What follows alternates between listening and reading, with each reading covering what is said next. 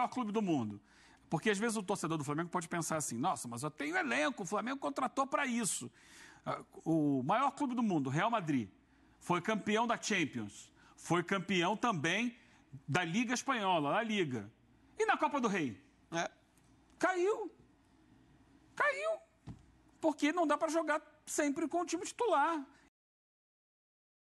Explicando por que o Flamengo poupou os jogadores na partida diante do São Paulo, sábado à noite, no Morumbi. Professor Tite, fale, professor.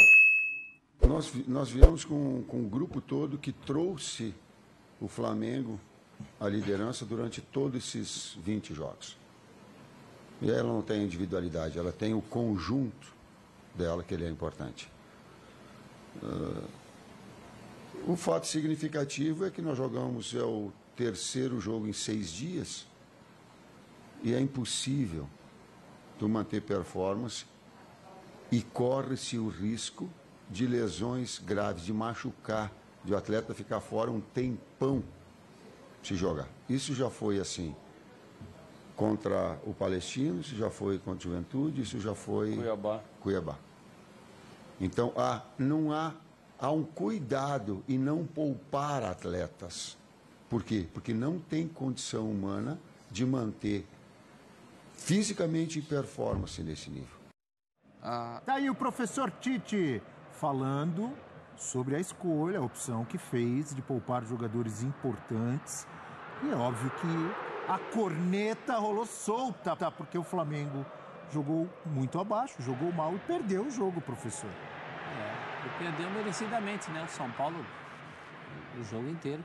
Agora, a grande questão é, se poupa é porque poupa, se não poupa é porque não poupa. Ele falou desse cobertor curto e da impossibilidade de manter a performance. Isso é importante, porque nem sempre você botar o time titular significa que você vai manter performance. Se você também botar o time desgastado, com um compromisso tão pesado como é o do próximo meio de semana, vamos supor que ele se desgaste contra o Flamengo contra o São Paulo e não passe contra o Palmeiras. As cornetas só iam mudar de ordem. Sabe o que eu fico olhando? Não sei se vocês pensam da mesma forma. O Tite poupou Flamengo. O Renato poupou no Grêmio. O Rafael Paiva poupou no Vasco. Do Bragantino também. Sim. Ou seja, praticamente todos, estão todos errados? Não, e cada jogo tem uma história, né, Abel? O Renato... Todo mundo poupou, gente. O Renato... Porque ninguém aguenta, todo mundo sabe que tem risco de estourar e perder jogador por 2, 3 meses, que os caras estão jogando quarta e domingo. Estão todos errados? É a minha pergunta. Claro que não, Abel. Então, tudo certo. Pois é. Então todos... Agora, isso traz consequências. Só que aí quem perde fica, ai, fora Tite, por que tirou gente? Mas assim, sinceramente, o cara que tá reclamando... Não tem como não tá tentando compreender a realidade do futebol. Eu penso como você. É impossível. É impossível você achar que vai botar o time e ele vai manter a regularidade. Vai jogar sábado à noite com o São Paulo e quarta-feira à noite contra o Palmeiras no mesmo nível. Nesse momento, a prioridade é passar na Copa do Brasil. O Campeonato Brasileiro é a segunda via. Agora... E é completamente compreensível. Então é impossível botar o time e achar que ele vai render na mesma capacidade, na mesma intensidade. Então, acho que não tem discussão, sabe? O cara discute aquela postura mais infantil. Eu quero isso porque eu quero. Mas não pode. Mas eu quero, pai. Eu quero. Tem rubro-negro que argumenta, sabe como, hoje? O PlayStation, sei lá. Mas eu quero e acabou. Sabe qual é o argumento de alguns rubro-negros? Mas o Jorge Jesus não poupava. O Jorge Jesus foi eliminado da Copa do Brasil. Em virtude disso, teve como descansar a equipe por semanas ao longo daquele segundo semestre. O Flamengo, enquanto outros eliminado times... pelo Atlético Paranaense, Foi a primeira competição do Jorge Jesus. Primeiro jogo dele, estreia, jogos oficiais, foi contra o Atlético Paranaense. Fora de casa. Empatou. Aí depois ganhou do Goiás, acho que foi o Goiás o segundo jogo no Campeonato Brasileiro, ganhou bem. E o terceiro jogo foi a volta no Maracanã contra o Atlético Paranaense. O Flamengo perde nos pênaltis. É eliminado da Copa do Brasil. Na minha modesta opinião, aquela eliminação foi fundamental para que, a partir dali, o Jorge Jesus tivesse semanas livres de treino para poder implantar o sistema de jogo dele, desenvolver esse sistema de jogo e fazer com que o Flamengo chegasse a um nível de competição muito superior ao dos outros times. Isso permitiu ao Flamengo jogar sempre com os times, com os jogadores titulares e elevar o seu nível de competição ao máximo para fazer aquela campanha arrebatadora de Libertadores e Campeonato Brasileiro. Foi campeão dos dois no mesmo dia, praticamente, né? No sábado e no domingo, no mesmo final de semana. Mas por que foi eliminado da Copa do Brasil? Torcedor do Flamengo hoje quer ser eliminado da Copa do Brasil? Prefere cair para o Palmeiras? Quer reclamar de qualquer jogo que o Flamengo tropece, é reclamação. O Dorival Júnior foi cornetado, gente, quando foi campeão Libertadores da Copa porque perdeu um jogo para o Avaí é a diferença. No Brasileirão. Jorge Jesus não poupava em 2, não em 3 frentes. E Dorival também tinha 3 frentes. E também a gente não pode ignorar e tem que ressaltar que é um ano ainda mais atípico dentro dessa loucura do calendário que foi da Copa América. Mas já passou, voltaram, mas eles voltam com o acúmulo de jogos que tiveram, sem falar em viagem. Então, assim, não é que voltou e zerou tudo mais. E é importante a gente manter essa discussão sempre, porque hoje fica muito no achismo esse... não, mas eu acho que dá para ele jogar... Cara... Por isso que eu trouxe. Exato. Todo mundo... preserva alguns jogadores, porque tem jogo no meio de semana de mata-mata, tá todo mundo errado? Exato. Não é possível, e, assim, né, não é poupar por poupar, não. Acho que você teve uma sequência ali. Vamos ver esse jogo, talvez estratégico. Não, é informação, é departamento de fisiologia que tem um trabalho sério, apurado em cima daquilo, baseado na condição, na propensão do jogador se lesionar. Às vezes ele não tem uma lesão, um problema, mas pelo acúmulo... Ele tem um risco grande. Ele tem um risco grande. Então, assim, você tem que considerar todo esse cenário. E a discussão precisa ser cada vez mais essa. Não basear no achismo, achar que é videogame lá que você compra o tubinho de energia pro jogador, coloca nele ali e ele tá bem de novo. Não existe pegar aqui, isso. Por exemplo, o maior clube do mundo. Porque às vezes o torcedor do Flamengo pode pensar assim, nossa, mas eu tenho elenco, o Flamengo contratou para isso. O maior clube do mundo, Real Madrid, foi campeão da Champions, foi campeão também da Liga Espanhola, da Liga. E na Copa do Rei? Caiu. Porque não dá para jogar sempre com o time titular. E se jogar sempre com o time titular, esse time vai cair nas 3 competições. E culturalmente isso é claro na Europa, né? A Copa é sempre secundária, ninguém reclama. Tem a questão que a gente fala aqui dos goleiros de Copas, tem a questão das torcidas, dos técnicos, todo mundo sabe disso. Acho que está na hora também da gente se adequar aqui culturalmente. Já que não dá para adequar o calendário, que seria o ideal, né? Vamos nos adequar culturalmente. Isso é uma questão de dosar energias. É que os resultados, às vezes as pessoas fazem essas comparações, né? O Renato poupou e ganhou. Condições muito específicas de jogos diferentes. O Renato, um jogo muito difícil também com o Atlético no Paraná, o Renato fez com o Atlético o que o Atlético tinha feito com o Bragantino na Copa do Brasil. Aproveitou um período do jogo para ganhar. Né? São histórias diferentes, de jogos diferentes. O cobertor é curto. O Atlético perdeu o jogo tendo 75% de posse de bola, quase 40 finalizações e não conseguiu fazer o gol. Quem vê os jogos sabe que não é matemática, não é uma formulazinha. Poupou, perdeu, não poupou, ganhou. Não é assim que funciona. Falamos agora há pouco de Dudu. E Gabigol, hein? Eugênio? O Gabigol foi titular, jogando ali por trás do Carlinhos, e não teve uma atuação brilhante.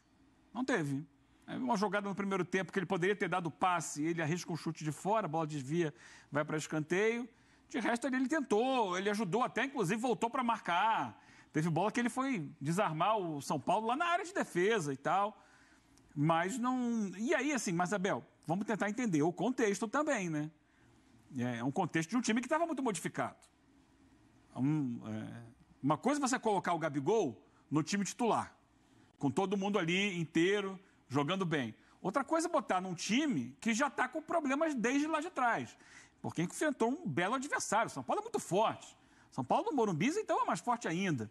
E a gente viu o São Paulo com Ferreirinha numa noite endiabrada. O que Ferreirinha fazia para cima da marcação lá do do Wesley, balançava, dava todo jeito. Lucas jogando muito bem, Calleri brigando por tudo na frente. Então a bola quase não chegava no ataque do Flamengo. A verdade é essa, ele teve pouca participação, melhorou o Flamengo no segundo tempo quando entrou o Gerson. Para mim, hoje, o principal jogador do time. O Gerson entrou, o Flamengo no início do segundo tempo deu um gás. Mas depois foi passando o tempo, o São Paulo foi se reencontrando na partida e voltou a dominar. Então, não jogou bem o Gabigol, não foi uma atuação brilhante, foi uma atuação interessada, eu posso colocar dessa forma. Interessado. Ele estava a fim de jogar, ele estava querendo participar, a fim de ajudar, colaborar, mas tecnicamente esteve longe de ser brilhante. Só que tem o desconto do time que não ajudou. Vamos dar uma olhadinha no time que entrou em campo, que aí o professor e o André falam também um pouco sobre o Gabigol. Interessado, eu acho que ainda é muito pouco pro Gabigol. Só é o Gabigol, interessado, né? Obrigação. O cara tá interessado jogando no futebol profissional com a camisa do Flamengo, eu acho. Olha aí.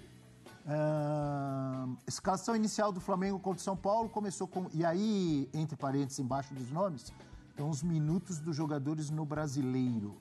Então foi Rossi, Wesley, Davi Luiz, Léo Pereira e Vinha, Léo Ortiz, o Alan, Matheus Gonçalves, Bruno Henrique, Gabigol e Carlinhos, professor Celso. Um time decente para saída. Acho que é um time decente dentro do poderio que o Flamengo tem. Essa questão da minutagem conta muito, né? E sobre o Gabigol, já que você pediu um complemento para o Gabigol, eu acho que ser interessado para o Gabigol, dentro desse conceito da atuação interessada, é uma coisa muito significativa. É um jogador que precisa, nesse momento, desse interesse. Agora, como ele é o Gabigol, é o cara que já fez tudo que fez, já decidiu Libertadores para o Flamengo, claro que vai sempre parecer pouco, mas para esse momento da carreira dele, e é uma pena mesmo que o contexto não o ajude. Seria um momento em que ele precisaria de um contexto maior para ajudar, para essa retomada. Eu acho que dentro do... nem sei qual foi a nota que deram para ele, mas acho que ele mereceria um 5,5, 6. Tá bonzinho, mais professor. Você tá bonzinho, professor. Mais para 6. Daria um 6 para ele. Geralmente eu dou 6 para os interessados. Diga, André. Acho que o 5,5 ali é aquela que não é nem boa nem ruim, acho que tá ok. Eu gosto do termo interessado. Eu achei que foi apropriado. Eu dei meio a mais pelo interesse. Foi apropriado. Peraí. Foi apropriado. Não é pouco? É pouco, lógico, né? Você não espera. Não, um jogador 5,5, né? Mas foi uma atuação. Você dá para destacar essa questão da vontade, mas ainda assim... Comprometido. Exato, mas não é obrigação? É obrigação, de fato. Mas nem sempre acontece, né? Não é só com o Gabigol que eu tô falando. Você que é um professor de inglês sabe que ele teve algo que em português a gente não expressa da mesma maneira, que é o commitment. Commitment, boa. Mas assim, tem... Comprometimento? Isso. Mas se tem a discussão, ok, que o Flamengo devia ter poupado e a gente está de acordo... Mas isso não impede de criticar a atuação, porque mesmo assim, apesar do time modificado, tem o mérito do São Paulo, que tem feito uma grande temporada com o Zubeldia, de jogadores, a atuação do Ferreirinha, que já foi destacada pelo Eugênio, muito boa, mas é um time que, por mais que esteja modificado, até pelo que a gente viu durante a Copa América, no momento que exigiu mais resiliência desse elenco, ele entregou. Não estou falando que era obrigação ter vencido o São Paulo, que é um absurdo ter perdido, não é isso.